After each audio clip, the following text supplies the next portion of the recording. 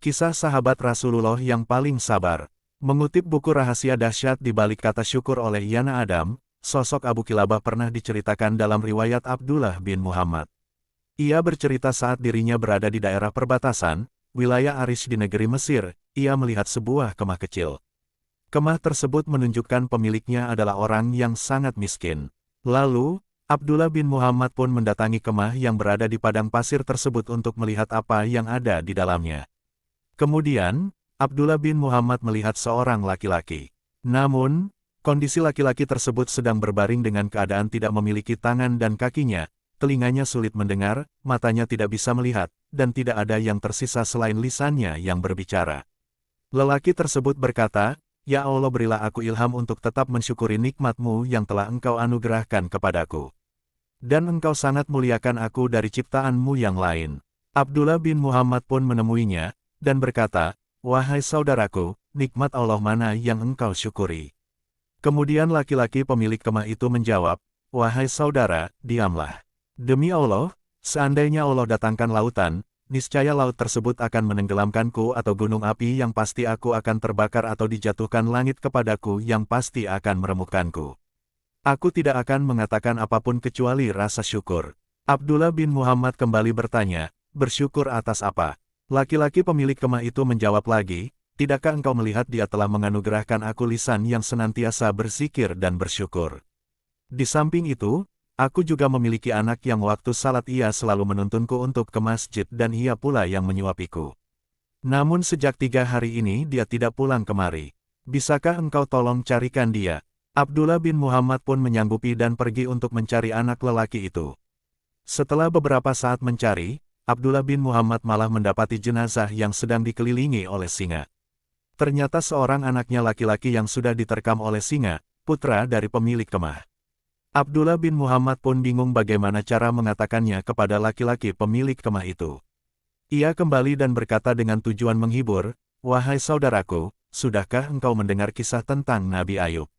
Laki-laki itu menjawab, "Iya, aku tahu kisahnya." Kemudian Abdullah bin Muhammad bertanya lagi, "Sesungguhnya Allah telah memberinya cobaan dalam urusan hartanya. Bagaimana keadaannya dalam menghadapi musibah itu?" Ia menjawab, "Ia menghadapinya dengan sabar." Abdullah bin Muhammad kembali bertanya, "Wahai saudaraku, Allah telah menguji Ayub dengan kefakiran.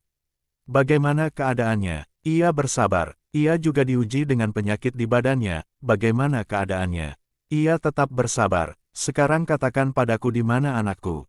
Kemudian barulah Abdullah bin Muhammad berkata, "Sesungguhnya putramu telah aku temukan di antara gundukan pasir dalam keadaan telah diterkam dan dimakan oleh binatang buas. Semoga Allah melipat gandakan pahala bagimu dan menyabarkan engkau." Kemudian laki-laki pemilik kemah ini mengatakan, "Alhamdulillah, yang dia tidak meninggalkan keturunan bagiku yang bermaksiat kepada Allah sehingga ia diazab di neraka." Tak lama, lelaki itu menarik napas panjang lalu meninggal dunia. Abdullah bin Muhammad pun membaringkannya di tangannya. Lalu, Abdullah bin Muhammad berinisiatif menutupi sang lelaki dengan jubahnya hingga lewatlah 4 orang laki-laki mengendarai kuda. Mereka berkata, "Wahai saudara, apa yang terjadi padamu?" Kemudian, Abdullah bin Muhammad pun menceritakan kepada mereka apa yang telah dialaminya. Ia pun meminta bantuan kepada mereka untuk mengurus jenazah laki-laki kemah tersebut. Mereka bertanya, "Siapa dia?" Lalu, Abdullah bin Muhammad menjawab, "Aku juga tidak mengenalnya, dia dalam keadaan sakit dan memprihatinkan." Keempat laki-laki itu meminta untuk membuka penutup wajahnya karena mungkin salah satu dari mereka mengenalnya. Kala dibuka, tiba-tiba mereka tersentak, lalu mencium dan menangisinya, dan berkata, "Subhanallah, wajah yang senantiasa bersujud kepada Allah. Mata yang selalu menunduk atas apa yang diharamkan Allah. Tubuhnya selalu sujud tatkala orang-orang dalam keadaan tidur." Kemudian mereka berkata, "Ini adalah Abu Kilabah, sahabat dari Ibnu Abbas. Laki-laki ini pernah dimintai oleh khalifah untuk menjadi seorang hakim. Namun, ia menolak jabatan tersebut. Perlu diketahui bahwa jabatan hakim atau kadi ini adalah suatu jabatan khusus, di mana mereka akan mengatur hukum dan menentukan hukum di antara manusia. Ini merupakan jabatan yang mulia pada saat itu. Namun, Abu Kilabah menolaknya dan pergi ke wilayah Mesir hingga wafat dalam keadaan seperti ini.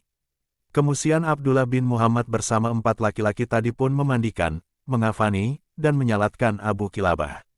Dikatakan dalam kisah lain bahwa Abu Kilabah adalah sahabat Rasulullah terakhir pada masa itu sehingga khalifah ingin menjadikannya seorang hakim. Wallahu a'lam.